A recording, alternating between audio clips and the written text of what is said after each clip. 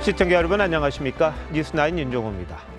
경찰 고위 간부가 아들의 범죄 증거를 인멸하고 동료 경찰이 가세해 돕는 상황을 보면서 보안 수사권에 대한 관심이 새롭습니다.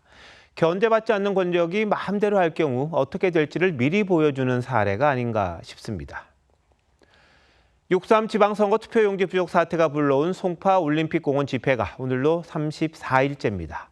집회 장기화에 따른 사회적 갈등과 손실을 우려하는 목소리가 커지고 있는 가운데 정치권이 이를 풀기 위한 방안의 하나로 올림픽공원 개표소에 보관된 투표지 재검표를 추진하고 있습니다.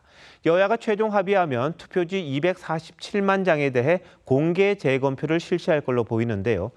이걸로 선거 관리에 대한 의구심이 다 해소될지는 의문입니다. 오늘 첫 소식은 황정민 기자가 보도합니다.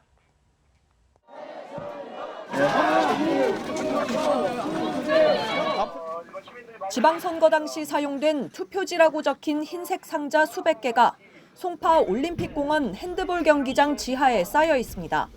지난 2일 처음 봉쇄 집회를 뚫고 보관 현장을 확인한 국회 국조특위 여야 위원들은 투표지 247만 장 재검표를 추진하기로 했습니다.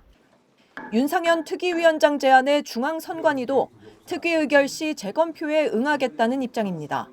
참정권 수호 외치는 시민분들, 이분들에 대한 최소한의 포용 조치다라고 저는 보고 있는데 여당 지도부도 찬성 입장을 밝혔습니다. 재검표와 수개표를 여야 협의를 통해 국조특위에서 추진하는 방안을 적극 검토하겠습니다. 재검표 대상은 서울시장 선거 투표지 37만 장을 비롯해 송파구의회 마선거구 25만 장 등 총 247만 장입니다. 선관위는 재검표가 이뤄질 경우 이후 투표지를 선관위로 이송할 계획입니다. 다만 124표 차이로 당락이 결정된 충주시장 사례처럼 선거 소청을 통해 이루어지는 재검표와 달리 법적 구속력은 없습니다. 투표지의 무결성을 입증하기 위한 것으로 투표지의 유무효 판단을 구하는 선거 쟁송과는 다릅니다. 투표용지 부족 사태 이후 30일 넘게 핸드볼 경기장 봉쇄가 이어지는 상황에서 부정선거 의구심 해소를 위한 정치적 행위의 일환입니다. 국조특위는 중앙선관위의 세부 방안을 보고받은 뒤 서둘러 재검표 여부를 결정할 방침입니다. TV조선 황정민입니다. 국조특위가 재검표 실시를 결정할 경우 중앙선관위는 재검표에 최대 440명을 투입한다는 계획입니다. 사람이 직접 세는 숫자급과 개수기를 이용한 검표를 병행해 의혹을 최대한 해소하겠다는 건데 9시간 이상 걸릴 걸로 보입니다. 다만 재검표로 알 수 있는 게 뭔지 실효성이 없다는 특위 내부의 이견도 있습니다. 이어서 이태희 기자가 보도합니다. 재검표 절차가 시작되면 핸드볼 경기장 안에는 이른바 검표부로 불리는 테이블 40개가 설치됩니다. 선관위는 이곳에 최대 440명을 투입해 재검표 작업을 진행합니다. 검증은 이중으로 이루어지는데 투표지를 사람 손으로 한 번 세고 개수기로 다시 한 번 확인해 개표 상황표에 적힌 후보별 득표수와 일치하는지 대조할 계획입니다. 재검표 모든 과정엔 국조특위위원과 각 정당 참관인, 언론사 취재진도 참여할 예정입니다. 선관위는 재검표에 최대 9시간이 걸릴 것으로 예측했고 예상 소요 비용 약 5천만 원도 전액 부담하기로 했습니다. 다만 재검표의 실효성을 두고는 특위 내부에서도 신중론이 나옵니다. 민주당 양부남 의원은 재검표가 사태 해결에 실질적 효과가 있겠냐고 지적했고 그걸 하면 해결이 됩니까? 시대 봉쇄가? 재검표 함으로써 뭘 얻으려고 하는 것인지. 국민의힘 주진우 의원은 여야가 합의한 특검 수사 전까지는 현장을 원형 그대로 보존해야 한다고 주장했습니다. 사정 관리도 이렇고 사후 수습도 이렇다면은 선관위의 수준은 어떻게 믿고? 재검표 과정에서 올림픽공원 집회 참가자들의 반발 여부도 변수가 될 걸로 보이는데 재검표 이후 투표용지 이송 방법과 투표지 보관 장소 등도 추가 논의가 필요한 상황입니다. TV조선 이태희입니다. 6.3 지방선거 투표용지 부족 사태 관련 수사에도 속도가 붙고 있습니다. 검경합동수사본부는 오늘 투표용지 인쇄업자를 처음 소환했습니다. 강남 3구 외에도 투표용지가 부족했던 지역 선관위로도 조사 대상을 넓히고 있습니다. 조유진 기자입니다. 쉼없이 돌아가는 대형 인쇄기에서 6.3 지방선거 투표용지가 쏟아져 나옵니다. 서울에선 업체 5곳이 지역 선관위와 계약을 맺고 투표용지를 인쇄했습니다. 검경합수본은 이 중 1명을 참고인으로 불러 조사했습니다. 지난달 9일 합수본이 출범한 뒤 인쇄업자를 부른 건 처음입니다. 합수본 관계자는 선관위와 인쇄계약을 체결한 경위, 투표용지 인쇄 매수 결정 경위 등을 살펴볼 예정이라고 했습니다. 합수본은 강남 3구 외에 투표용지가 부족했던 동작구와 강서구 선관위 관계자도 조사했습니다. 또 용지가 부족하지 않았던 지역 선관위 관계자도 소환해 인쇄 발주부터 선거 당일 대응까지의 차이점을 조사했습니다. 합수본은 최근 인사 예산 전담팀을 꾸려 선관위의 채용 비리와 외유성 출장 의혹 수사에도 착수했습니다. 공무상 해외 출장 제도를 악용해서 그 사적 관광이나 사적 휴양 목적으로 국가의 예산을 유용한 사건입니다. 실무진 조사와 압수물 분석이 마무리되면 조만간 노태학 전 선관위원장 등 윗선 수사도 본격화할 것으로 보입니다. TV조선 조유진입니다. 여고생 살해범 장윤기 사건을 둘러싼 의혹이 일파만파 커지고 있습니다. 검찰이 장윤기 아버지와 수사팀 간의 유착 의혹 등을 밝히기 위해 이 사건을 담당한 광주 광산경찰서와 수사팀 형사들의 주거지 등을 압수수색했고 증거인멸 혐의를 받는 수사팀장에 대해선 구속영장을 신청했습니다. 경찰도 수사팀장은 직위 해제, 사건 수사 당시 광산경찰서장 등은 대기 발령했습니다. 먼저 구자영 기자입니다. 수사관들이 종이 가방을 들고 경찰서를 빠져나옵니다. 장윤기 사건과 관련해 현직 경찰관인 장윤기 아버지와 수사팀 간 유착 의혹을 밝히기 위해 검찰이 사건을 담당한 광주 광산경찰서를 압수수색했습니다. 어떤 물품 확보하셨습니까? 압수수색 대상엔 증거인멸 혐의로 긴급 체포된 수사팀장과 일부 팀원의 거주지도 포함됐습니다.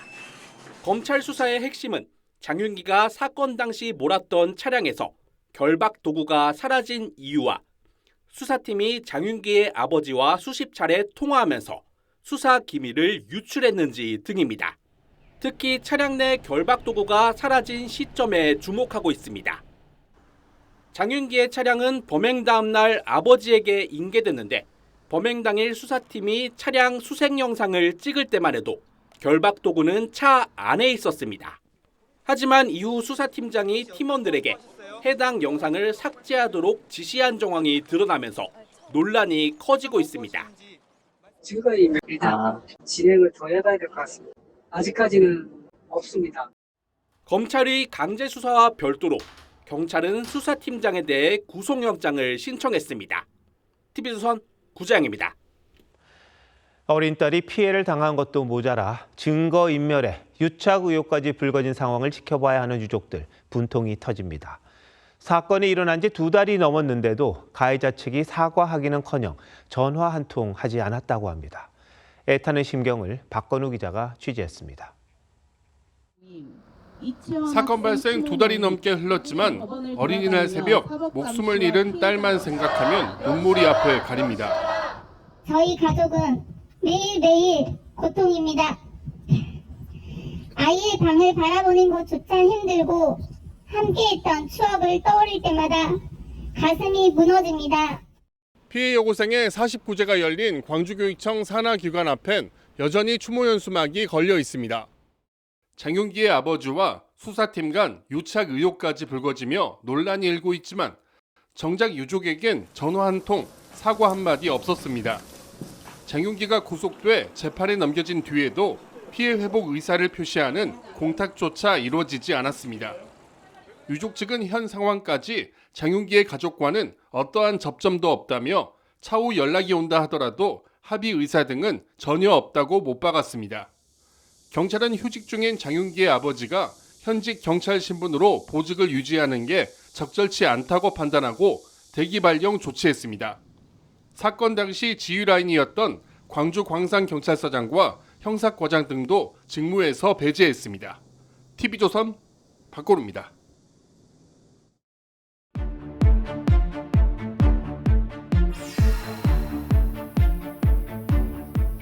옛 동료의 부탁에 어쩌다 한번 마음이 흔들렸던 게 아닙니다. 광산경찰서 수사팀은 장윤기의 아버지 장경감과 마치 한 몸 같았습니다.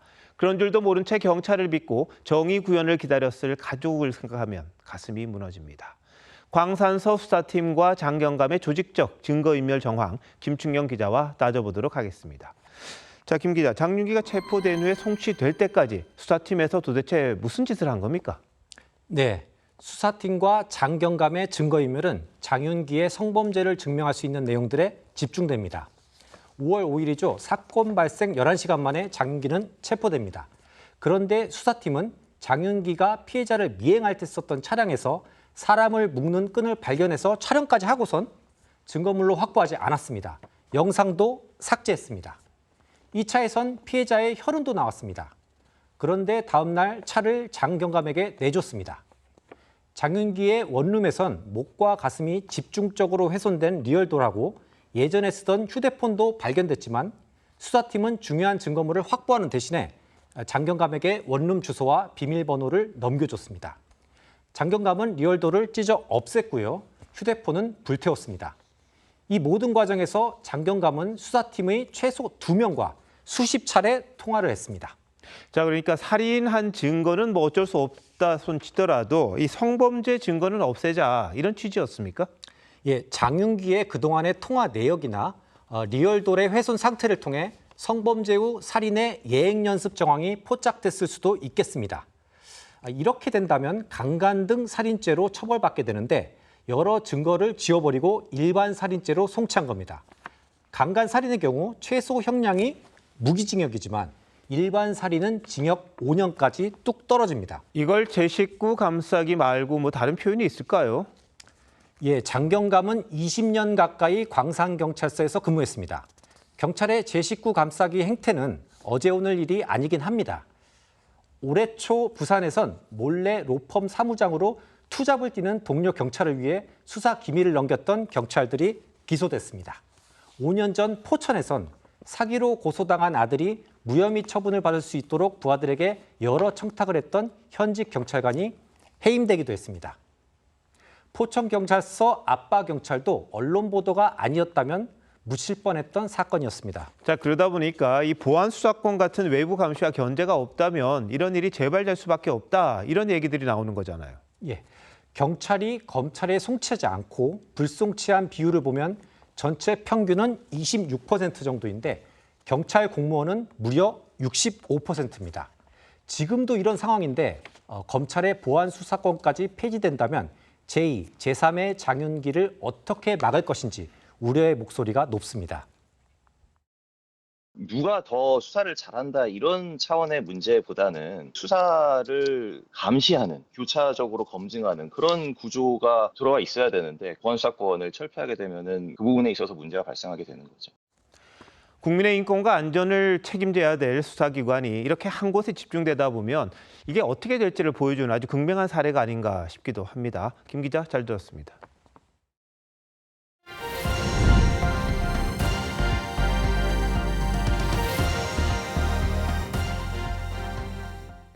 삼성전자가 반도체 호황에 힘입어 역대 최대 분기 실적을 냈습니다. 2분기 영업이익만 89조 원을 넘기며 전 세계 민간 기업 가운데 분기 영업이익 1위 기록도 세웠습니다. 이나라 기자입니다. 삼성전자의 올해 2분기 잠정 매출은 171조 원, 영업이익은 89조 4천억 원입니다. 영업이익은 1년 전보다 1,800% 넘게 늘었고 지난해 전체 영업이익의 2배를 한 분기 만에 벌었습니다. 이번 실적에는 성과급 재원충당금 17조 원가량이 반영됐습니다. 이를 제외하면 영업이익은 106조 원 수준으로 추산됩니다. 하루 1조 원 넘게 벌어들인 셈입니다. 삼성전자는 글로벌 기업들과 비교해도 압도적인 수익을 냈습니다. 사우디아라비아 국영기업 아람코를 제외하면 엔비디아와 애플 등 글로벌 빅테크의 분기 영업이익도 넘어섰습니다. 실적을 이끈 건 반도체입니다. AI 서버 투자가 늘면서 고대역폭 메모리 HBM 수요가 폭발적으로 증가했습니다. 디램과 낸드 등 범용 메모리도 공급 부족이 이어지며 가격이 올랐습니다. AI로 인해 기술 패러다임이 상상하지 못할 속도로 변화하고 있어 저희가 새로운 단지를 준비해야 할 시점도 앞당겨졌습니다. 하반기 전망도 밝습니다. AI 데이터 센터 투자가 계속되고 메모리 가격 상승세도 이어질 가능성이 큽니다. HBM에서도 수익을 내고요. D램에서도 가격이 상승하는 효과를 볼 걸로 예상이 되기 때문에 수익이 3분기, 4분기에 좀 당분간은 좋아질 걸로. 반도체 호황이 정점을 찍고 꺾일 수 있다는 우려도 있지만 시장에서는 3분기에도 메모리 가격이 10% 이상 오를 것이란 전망이 나옵니다. TV조선 이나라입니다. 삼성전자가 역대급 실적을 기록하면서 직원들이 성과급을 도대체 얼마까지 받을 수 있을까 궁금하신 분들 많으실 겁니다. 반도체 수요가 폭증하면서 올해 영업이익이 400조 원에 달할 수 있다는 예측까지 나오는데 장동욱 기자가 계산해봤습니다. 삼성전자 노사는 연간 영업이익의 10.5%를 특별 경영 성과급 재원으로 쓰기로 합의했습니다. 기존의 초과 이익 성과급, 즉 OPI와는 별도로 쌓이는 돈입니다. 삼성전자는 1분기와 2분기를 합쳐서 총 17조 원의 특별 경영 성과급을 비축했습니다. 이 17조 원 반도체 직원 수로 나눠보면 이미 평균 2억 원 안팎의 성과급을 확보했다는 계산이 나옵니다. 여기서 끝이 아닙니다. 이 반도체 호황 사이클이 하반기 들어서 정점에 이를 것으로 예상이 되면서 시장에서는 삼성전자가 연간 무려 400조 원에 달하는 영업이익을 거둘 것이다. 이러한 전망까지 나옵니다. 이럴 경우 성과급 재원은 42조 원 안팎으로 불어납니다. 이 가운데 40% 약 16조 8천억 원은 DS 부문 전체에 공통적으로 배분이 됩니다. 1인당 약 2억 2천만 원입니다.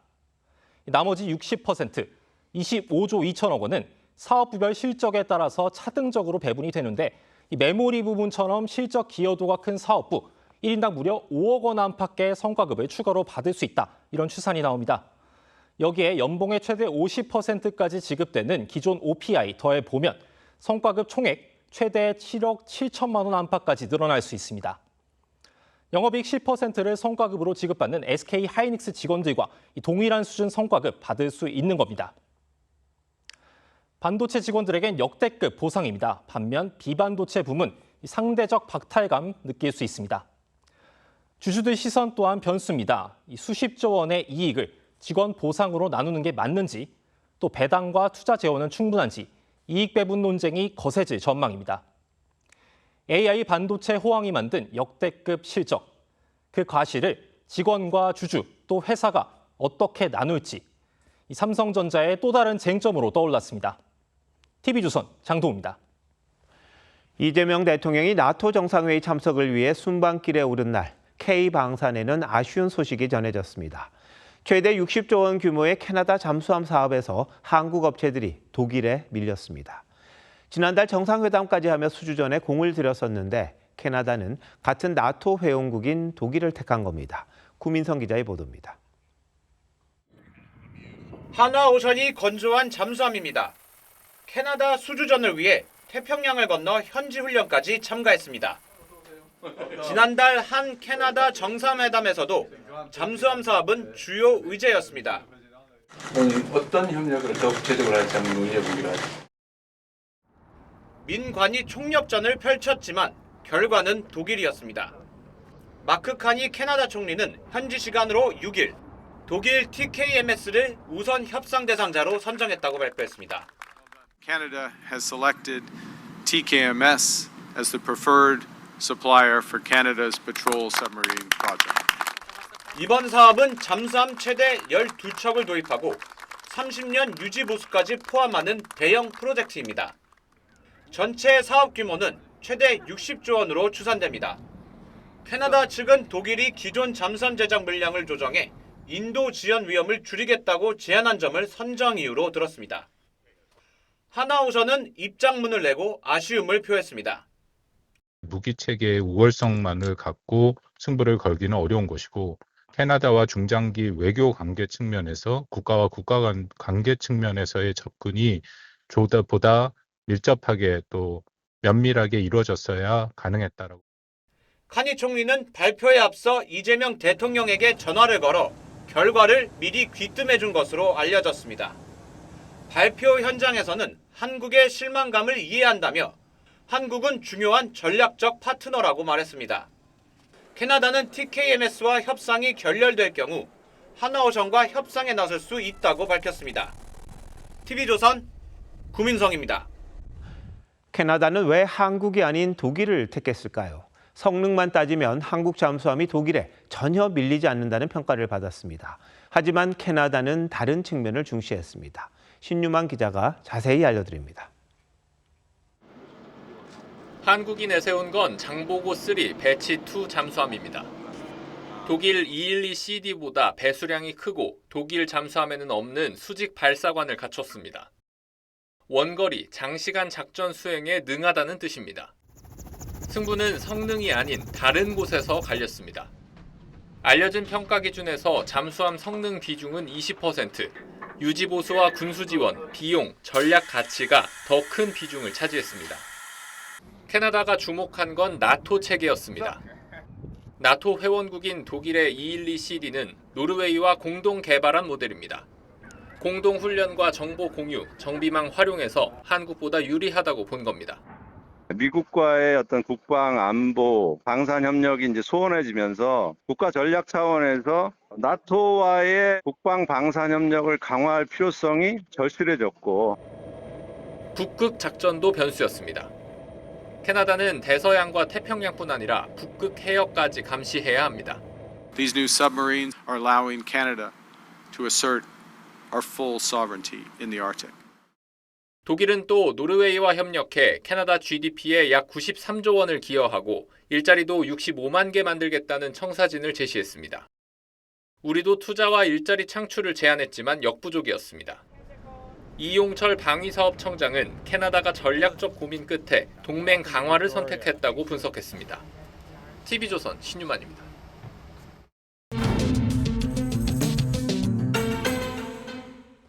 정치 연안에 한 발 더 들어가 궁금증을 풀어드리는 정치 더 시간입니다. 조선일보 배성규 정치 에디터 나오셨습니다. 자, 오늘 자료 주제 알려주시죠. 네, 빈손 방산 외교입니다. 예, 지금 뭐 리포트도 나갔습니다만 한국 대신 독일이 캐나다 잠수함 사업을 하게 됐습니다. 근데 기대감이 컸던 만큼 이 정부나 업계 참 안타깝다 이런 말들이 많이 나옵니다. 맞습니다. 이 청와대는 당초에 수주 가능성을 50대 50으로 본다고 했었습니다. 이 나토 정상회담 발표 직전에 나온 거라 한국과 독일이 공동 선정될 수도 있다. 이런 전망도 있긴 했습니다. 네. 하지만 결국 희망사항에 그쳤는데요. 일각에서는 이를 두고 나토 회의 가는 날 뒤통수를 맞았다. 또 뒷북 방산외교 아니냐 이런 말도 나왔습니다. 이 대통령은 앞으로도 담대하게 도전할 것이라고 했고요. 예. 또 직접 방산외교에 나섰던 강훈식 비서실장은 나토의 벽을 단번에 넘기가 쉽지 않았지만 신발끈을 다시 묶겠다 이런 각오까지 다졌습니다. 예, 많이 출장도 가고 그랬었잖아요. 그렇습니다. 자, 그런데 최근에 K방산이 한참 잘 나갔었는데 수주전에서 좀 밀린다 이런 얘기도 나오는데요. 네, 그렇습니다. 요즘 결과가 안 좋은데요. 작년 11월 폴란드 잠수함 사업에서는 하나오션이 이 스웨덴의 사브에 밀려서 수주에 실패했습니다. 또 오래전이지만 노르웨이의 차세대 전차 사업에서도 현대로템의 K2 전차가 독일 레오파르트 전차에 밀렸고요. 네. 스웨덴도 작년 독일 전차를 선정했습니다. 또 최근엔 프랑스 루마니아에서도 밀렸습니다. 기술, 성능, 가격은 좋은데요. 네. 나토라는 공동 안보 체제 이익 또 상호 운영성에서 밀렸다고 볼 수 있겠습니다. 네. K방산은 그동안 폴란드와 루마니아 등지에서 K2 전차 또 K9 자주포 공급 계약을 따내면서 르네상스를 맞지 않았습니까? 네. 하지만 최근엔 나토 안보 블록에 밀려서요. 8개월 사이에 4전 4패라는 아주 나쁜 성적표를 받았습니다. 유럽은 최근에 총 8천억 유로의 재무장 계획을 발표하면서요. 1,500억 유로는 반드시 유럽산을 쓰도록 했습니다. 그러니까 앞으로도 그리스 잠수함, 모로코 전차 사업 등등이 지금 줄줄이 예정돼 있는데요. 네. 전망이 꼭 밝지만은 않습니다. 자, 근데 정부가 그동안 적극적인 방산 외교를 펼치지 않았습니까? 네, 맞습니다. 이 대통령 아까 그 리포트에도 나왔지만 카니 총리 만나서 또 잠수함 사업에 대한 물밑 대화를 했고요. 또 강훈식 비서실장은 대통령 특사로 2차례나 캐나다를 방문했습니다. 실현 가능한 제안을 했고 윈윈할 여지가 있다. 이게 자신감도 비쳤는데요. 그래서 2월에 첫 방문 때는 49대 51 간발의 차이라고 했습니다. 그리고 두 번째 5월 말 방문 후에는 50대 50이라고 아주 자신 있게 얘기도 했는데 일각에서는 정부가 냉엄한 현실에 비해서 너무 기대감만 키운 거 아니냐. 또 윤석열 정부 때 엑스포 희망 고문 유치전을 연상시킨다. 이런 말도 나오고는 있습니다. 네, 그때도 참 기대는 컸었죠. 자, 근데 이처럼 빈손 외교가 된 이유가 있겠죠. 네, 이 장기 전략과 계획이 필요한데요. 방산 외교 때는 그런 게 해야 되는데 그때그때 필요에 따라서 반짝 성과만 보고 뛰다 보니까 뿌리 깊은 신뢰관계를 구축하지 못했다. 이런 평가가 나오고요. 또 EU와 나토의 안보 정책 변화가 있는데 이거에 제대로 대응하지 못했다. 이런 자기 비판도 있습니다. 방산 수출을 하려면요. 상대와 군사 네트워크를 어느 정도 구축을 해야 됩니다. 그런데 우리는 나토와 군사교류나 훈련을 제대로 하지 않았습니다. 나토 회의에도 이번에 대통령이 참석은 하지만요. 지난번 같은 경우에는 초청을 받고도 국내의 정세를 이유로 불참했습니다. 우크라이나 지원에도 소극적이라는 평가가 나왔는데요. 그 대선 때지만 지구 반대편 우리와 아무 관계없는 나라의 일이다. 이런 말이 있었죠. 그러니까 인도적 비살상 물자 지원은 했지만 본격적인 지원은 이루어지지 않았습니다. 그러다 보니까 나토에서 무기 팔면서 유럽 안보에는 관심이 있는 거냐. 이런 말도 나오곤 있습니다.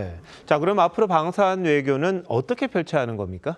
네, 지금 나토, 그다음에 쿼드, 오커스, 아세안 이런 것들이 다자 안보 체제 아닙니까? 여기에 적극 참여하고 또 지속적인 외교전을 펼쳐야 됩니다. 필요할 때 한 번 가고 뭐 아니면 말고 이런 식으로 해갖고는 안보 협력, 신뢰관계를 맺을 수가 없습니다. 무기는 장기 계약입니다. 그러니까 상대국과 군사 협력, 교류를 확대해야 하고요. 또 안보와 경제를 결합하는 경제 안보 전략도 필요합니다.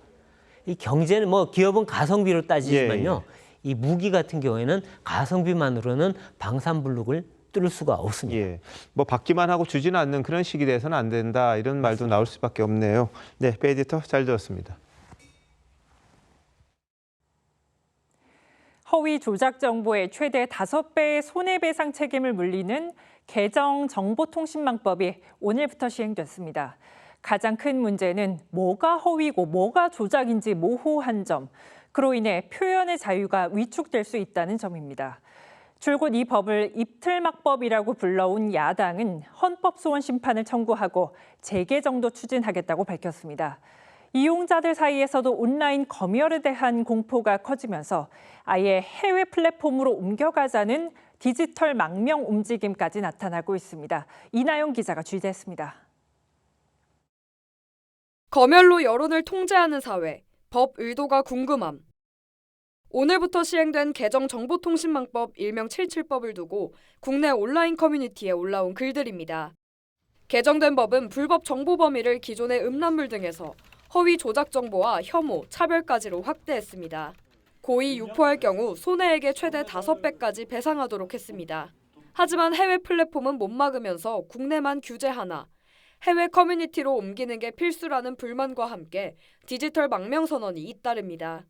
국내 말고 어차피 해외에도 막 서버가 있고 이렇게 하니까 뭐 해외로 옮겨가는 것도 뭐 당연한 수순이라고 생각합니다. 개정법은 해외 매체에 올린 글도 제재 대상으로 삼고 있지만 실제로 국내 법을 적용하긴 힘듭니다. 해외 플랫폼 기업들은 어쨌든 글로벌 기업들이기 때문에 한국 기업처럼 아마 규제를 준수하는 것이 쉽지는 않을 수 있다.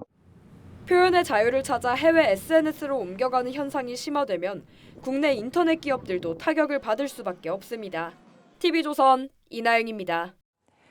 이번 지방선거에서 개혁신당 부산시장 후보였던 정의한 씨가 피습 자작극을 벌였다는 논란에 휩싸였죠. 검찰이 정 씨와 정 씨에게 음료를 던진 남성에 대해 구속영장을 청구했습니다. 두 사람의 사전 공모 정황이 드러났기 때문입니다. 하동원 기자의 보도입니다. 거리 유세 중인 정의한 씨에게 음료수 컵이 날아듭니다. 30대 남성이 던진 음료를 피하려다 넘어졌다며 자신의 아버지가 운영하는 병원에서 뇌진탕 진단을 받았습니다. 후유증 방지 차원에서 이렇게 착용을 하고 있습니다. 경추에 조금 손상이 갔기 때문에. 하지만 정 씨와 지인인 헬스 트레이너가 꾸민 자작극이었습니다. 경찰은 정 씨의 선거 사무실 압수수색 등을 통해 두 사람이 이 사건 전부터 연락을 나눈 사실을 파악했습니다. 특히 범행 당시 가해자가 렌터카를 이용하는 등 증거를 인멸하려 한 정황이 있다고 보고 두 사람에 대해 구속영장을 신청했습니다. 검찰도 이틀 만에 법원에 영장을 청구했습니다. 모든 게 종합적으로 우리가 객관적인 증거 사실을 바탕으로 해서 신청한 거기 때문에 정 씨 등에 대한 구속영장 심사는 내일 오후 2시 부산지방법원에서 열립니다. TV조선 하동훈입니다. 골드바를 산 뒤 되팔아서 현금을 챙긴 10대들이 경찰에 붙잡혔습니다. 게다가 이들이 결제할 때 쓴 신용카드는 전날 훔쳤던 카드였습니다. 소지현 기자의 단독 보도입니다. 검은 옷의 남성들이 지나갑니다. 10여 초 뒤 경찰관들이 달려가고 뒤따르던 여성이 손가락으로 방향을 가리킵니다. 잠시 후 남성들이 경찰에 팔이 붙들린 채 되돌아옵니다. 지난 1일 오후 6시쯤 서울 종로 3가 귀금속 거리에서 훔친 카드로 골드바를 산 뒤 되판 10대 남성들이 체포됐습니다. 경찰은 금은방에서 약 200m 떨어진 이곳 지하철 입구에서 남성 2명을 검거했습니다. 여자가 신고해가지고 경찰이 잡아다가 집어갔는데 뭐 많이 보이더라고요. 체포된 남성들은 전날 새벽 서초구안 아파트 지하 주차장의 차에서 신용카드를 훔쳤습니다. 훔친 카드로 종로 3가 귀금속 매장에서 골드바 10돈을 산 뒤 근처에서 바로 팔아 현금 1,100만 원을 챙긴 것으로 전해졌습니다. 귀금속 매장 관계자는 골드바 판매 직후 카드사로부터 도난 카드란 연락을 받았고 근처에 있던 피의자들을 직접 뒤쫓아가 위치를 파악한 뒤 경찰에 신고했습니다.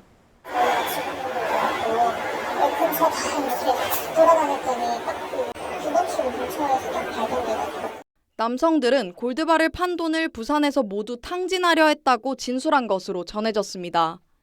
경찰은 이들을 검찰에 송치할 예정입니다. TV조선 소지연입니다.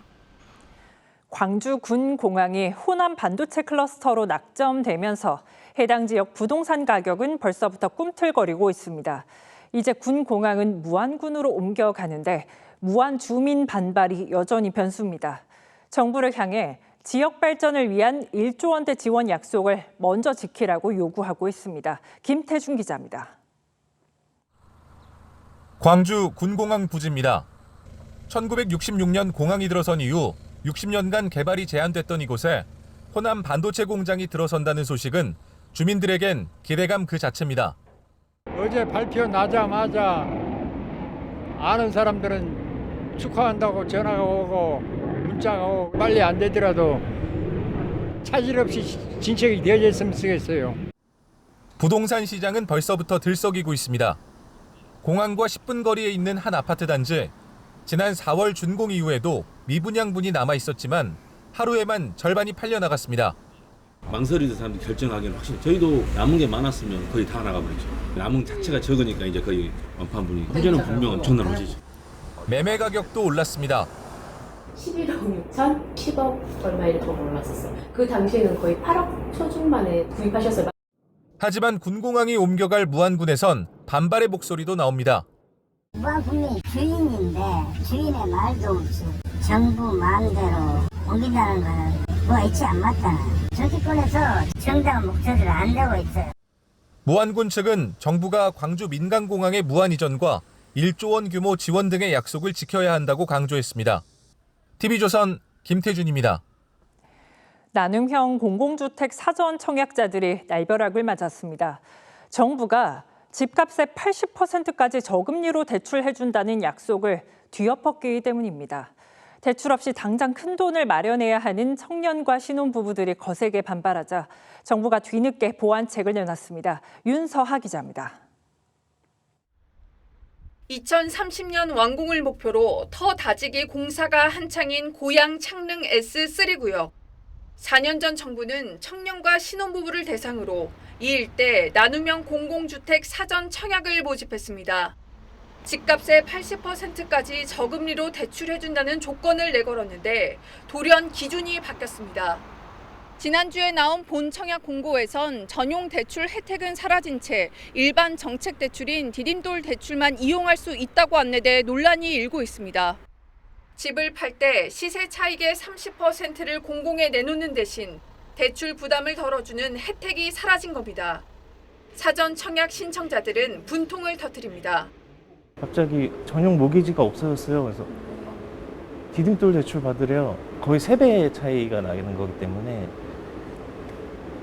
돈을 빌려도 갚을 수가 없는 거죠.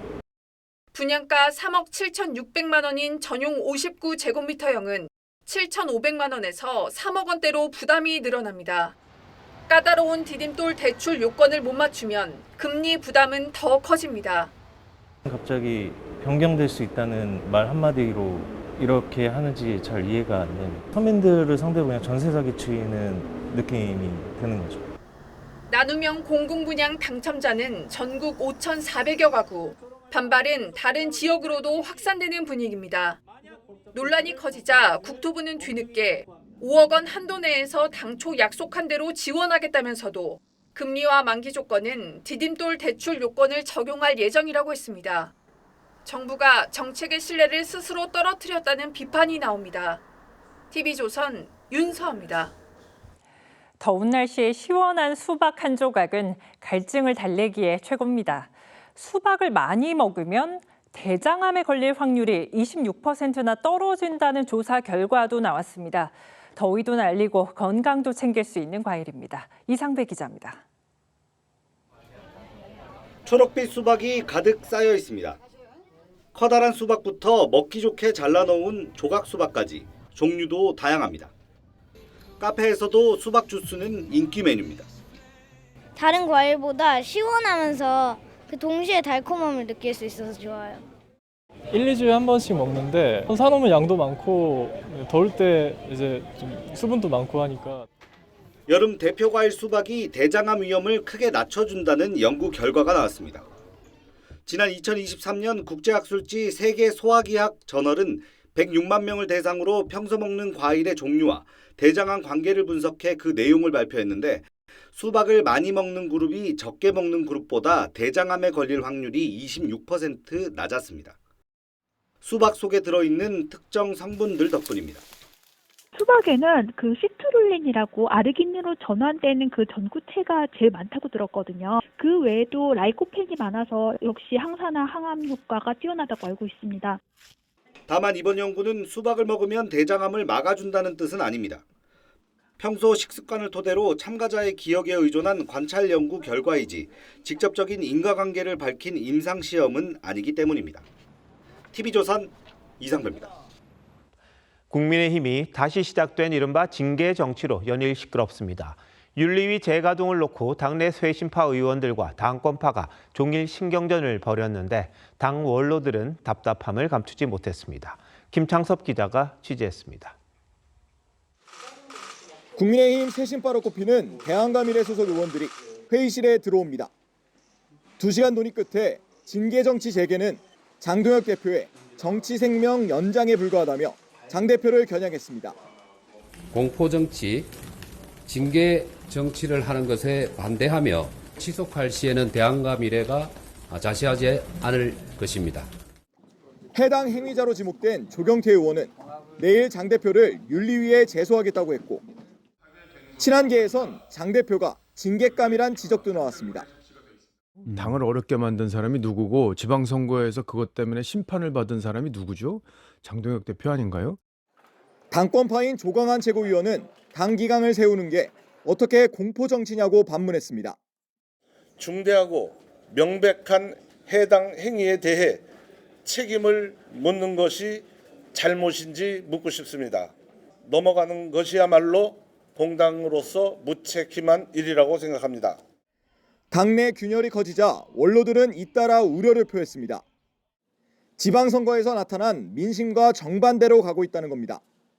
근시안적인 생각이고 집단 징계를 강행할 경우는 국민의힘은 미래가 없어집니다. 자기를 반대하는 사람은 무조건 징계해서 끝내겠다라고 한다면은 이것은 정치가 도저히 아니고 당의 수습이 되는 것도 아닙니다. 어제 5달 만에 열린 윤리위원회는 징계 개시 여부나 다음 회의 일정을 확정하지 않았는데 심사에 신중을 기하자는 기류가 작용한 것 아니냐는 해석이 나옵니다. TV조선 김창섭입니다. 민주당 전당대회 경쟁도 과열을 넘어 위험 수위에 다다른 듯합니다. 어제 김민석 전 총리가 정청래 전 대표를 향해 자기 정치를 했다고 직격을 했었죠. 그러자 오늘은 정 전 대표가 김 전 총리를 향해 당 대표가 로망이라고 한 게 자기 정치라며 반격에 나섰습니다. 양 진영이 주고받는 표현 역시 야당을 향한 공세를 방불케 할 정도인데 한송원 기자가 정리했습니다.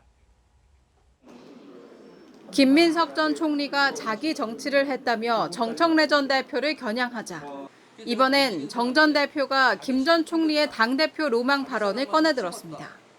현재 국무총리가 시간, 장소, 상황에 맞지 않는 발언으로 평지풍파를 일으킨 게 대표적인 자기 정치라고 한 겁니다. 김 전 총리는 현직 총리 신분이었던 지난 1월 유튜브 방송에 출연해 민주당 대표에 대한 로망이 있다고 말한 바 있습니다. 대단히 부적절한 발언이었다 생각합니다. 왜냐하면 총리는 국정에만 전념해야지 당 일에 오해받을 소지의 발언을 하면 김 전 총리도 재반격에 나섰습니다. 합당 문제, 검찰개혁 문제, 공천 문제, 선거 지휘 문제와 관련된 여러 가지 부족함, 토론 부족, 수기 부족. 친청계 이상현 의원의 감기약 공세를 둘러싼 공방도 이어졌습니다. 비상계엄 당일 감기약을 먹고 잠이 들어 계엄 해제 표결에 불참했다고 한 김 전 총리를 향해 이 의원이 감기약 성분이 뭐냐고 물었는데 김 전 총리는 야당의 공세인 줄 알았다고 반박했습니다.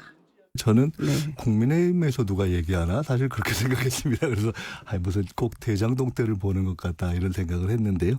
그러자 이 의원은 또다시 감기약으로 그 이유를 다 설명할 수 있는지 당원과 국민이 궁금해한다는 글을 올렸습니다. 양측의 신경전이 거칠어지면서 당 전준위는 과도한 비방엔 강력한 조치가 있을 것이라고 경고했습니다. TV조선 한송원입니다. 우리 군의 차세대 공격 헬기 미르온이 허술한 조립 때문에 엔진 부식과 균열이 발생했다는 소식 앞서 저희가 단독 보도해드렸습니다. 이 때문에 비행이 전면 중단됐었는데 이번에는 세척 과정 문제가 새롭게 확인됐습니다. 엔진 내부를 씻어내는 과정에서 증류수가 아닌 일반 수돗물을 사용해 결국 엔진을 전면 교체하게 됐습니다. 이태영 기자의 단독 보도입니다. 육군의 차세대 공격 헬기 미르온입니다. 지난해 9월 시험 비행 중 엔진 출력이 저하되는 현상이 발생했습니다. 원인 조사 결과 헬기 운용 도중 엔진 내부를 세척하는 공정에 문제가 있었다는 사실이 드러났습니다. 기체 개발과 최종 조립을 맡고 있는 카이가 원 제작사가 주문한 증류수나 탈염수 대신 일반 수돗물로 세척한 겁니다. 수돗물 속에 있던 불순물이 엔진 내부에 남아 공기 흐름을 방해하면서 출력 저하를 일으킨 것으로 분석됐습니다. 이 같은 공정을 거친 헬기 7대의 엔진 14개는 결국 폐기가 결정됐고 현재 교체 작업이 진행 중입니다. 교체 비용에만 160억여 원이 들 것으로 추정됩니다. 엔진 교체가 진행 중인 헬기 가운데 3대는 조종사 교육이 시급하다는 이유로 엔진 2개 중 1개만 교체한 채 비행을 하기도 했습니다. 육군 항공작전사령관 출신 강선영 의원은 폐기가 결정된 엔진을 장착한 채 운용을 강행한 것은 안전을 담보로 한 위험한 발상이라고 지적했습니다. 방위사업청은 비행 안전을 최우선으로 후속 조치를 추진하고 있다고 밝혔습니다. 조립 공정 문제로 비행이 전면 중단된 차세대 공격 헬기 미르온의 관리 부실까지 확인되면서 품질 관리 전반에 대한 재점검이 필요하다는 지적이 나오고 있습니다. TV조선 이태형입니다. 중국이 남태평양으로 잠수함 탄도미사일을 시험 발사했다고 밝혔습니다. 사거리가 10,000km가 넘어서 미국 본토까지 타격할 수 있는데 미국을 겨냥해 핵 능력을 과시했다는 평가가 나옵니다. 일본을 비롯한 주변국들은 긴장 고조 행위라며 안보 고삐를 바짝 쥐고 있습니다. 이정민 기자입니다. 바다 위에서 미사일이 화염과 흰 연기를 내뿜으며 하늘로 솟구쳐 오릅니다. 중국은 어제 낮 남태평양 공해상을 향해 SLBM, 잠수함 발사 탄도미사일을 시험 발사에 성공했다고 발표했습니다. 我可以告诉你的是，这是中方年度军事训练的例行性安排，符合国际法和国际惯例，不针对任何特定国家和目标。 미사일 기종은 공개하지 않았습니다. 군사 전문가들은 전승절 80주년 때 공개한 JL-2나 미국 본토 타격도 가능한 자거리 1000km 이상의 신형 JL-3로 추정했습니다. 호주는 SLBM이 남태평양 투발로 인근 해역에 떨어진 것으로 파악하고 즉각 반발했습니다. And there is no doubt that this is a provocative act by China, which does destabilise the region. 미 국무부도 중국의 핵무기 증강은 전 세계에 큰 우려를 안겨주고 있다고 꼬집고 군비 통제 논의에 참여하라고 촉구했습니다. 일본은 안보 환경이 더욱 엄중해졌다며 방위력을 강화하겠다고 밝혔습니다. 我が国及び地域の安全保障の観点から今般のミサイル発射には懸念を有しており、引き続き警戒監視活動に万全を期すとともに関連の動静を注視してまいります。 중국은 앞서 2024년 9월 장거리 대륙간 탄도미사일 ICBM을 44년 만에 태평양으로 시험 발사했습니다. 이번에 SLBM까지 공개하며 육상과 해상을 아우르는 핵전력을 과시했다는 평가가 나옵니다. TV조선 이정민입니다. 홍명보 감독의 사퇴 이후 새 사령탑은 누가 될지 우리 축구 팬들의 시선은 여기에 쏠려 있습니다. 4년 전 카타르 월드컵에서 16강을 달성한 뒤 아름다운 작별을 했던 벤 버지, 파울루 벤투전 감독이 문을 두드리고 있습니다. 이다솜 기자입니다. 홍명보 감독의 불명예 사퇴로 한국 대표팀의 사령탑 자리는 공석이 됐습니다. 아직 후임 감독 선임을 위한 공식 절차는 시작조차 되지 않았지만 파울루 벤투 전 대표팀 감독이 축구협회를 통해 관심을 표명했습니다. 지난 2018년 지휘봉을 잡았던 벤투 감독은 4년 4개월간 팀을 이끌며 카타르 월드컵 16강에 성과를 냈습니다. Todo o apoio durante mais de 4 anos e deixar também perante o povo coreano um agradecimento. 계약 기간에서 이견을 보이며 한국을 떠난 뒤에는 아랍에미리트에서 지도자 생활을 했습니다. K리그에서 지도력을 인정받은 홍명보 감독 선임이 실패로 끝난 만큼 후임 지도자는 외국인 감독의 무게가 실리는 상황. 축구협회 전력강화위원회가 감독 선임 절차를 시작하면 한국에 익숙한 벤투 감독은 후보자로 지원해 경쟁력을 보일 수 있습니다. 절차적 정당성을 확보하며 팬들의 기대치를 충족할 수 있는 새 감독 선임에는 시간이 소요될 전망입니다. 우리 대표팀은 당장 9월 A매치부터 올해만 6번의 평가전을 치러야 하는데 협회는 물리적 시간이 부족한 만큼 임시 감독으로 A매치를 치를 가능성도 배제하지 않고 있습니다. TV조선 이다솜입니다.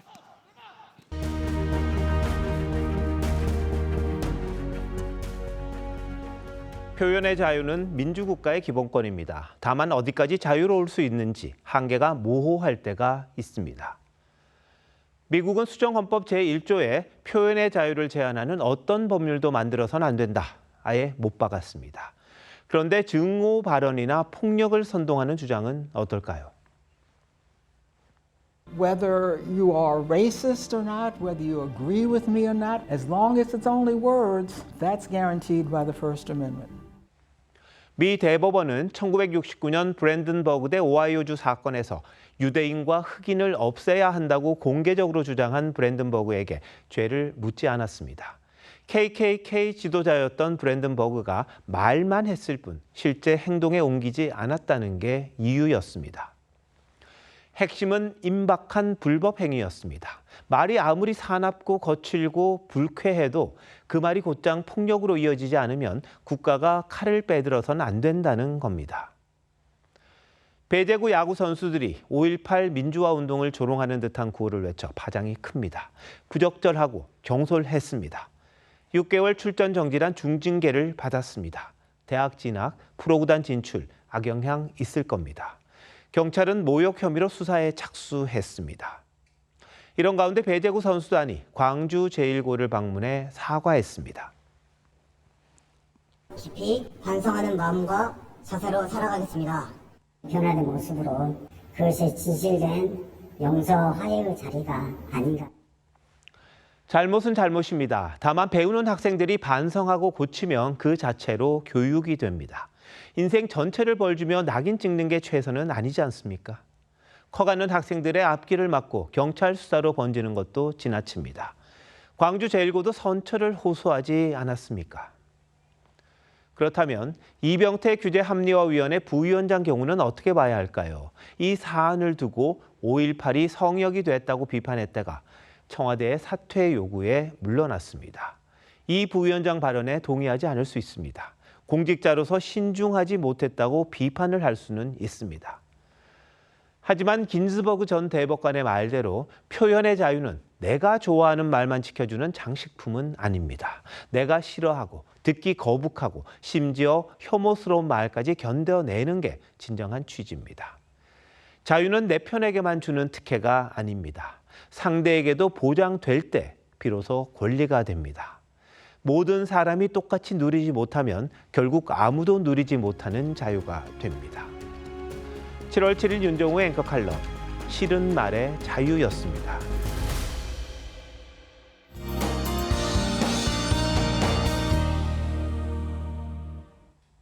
내일부터 또 한 차례 전국적인 장맛비가 내리겠습니다. 비는 내일 새벽 서쪽 지역부터 시작되겠고요. 특히 내일 아침부터 중부지방에선 시간당 20에서 최대 50mm의 집중호우가 쏟아지는 곳이 있겠습니다. 모레까지 예상되는 비의 양은 충남과 전북에 최대 200mm 이상, 수도권과 강원, 충북에 최대 150mm가 넘는 많은 비가 내리겠습니다. 내일 아침 기온 서울과 광주 24도, 청주와 전주 25도로 밤 사이에는 열대야가 나타날 가능성이 있겠고요. 내일 한낮 기온 서울 27도, 강릉 31도, 대구 32도로 무더운 날씨가 계속되겠습니다. 이번 주말 서울의 낮 기온 32도를 오르내리며 폭염이 한층 강해지겠습니다. 장마 대비와 함께 온열 질환에 대한 대비도 잘해주셔야겠습니다. 날씨였습니다. 7월 7일 화요일 뉴스9 마칩니다. 시청해주신 여러분 고맙습니다.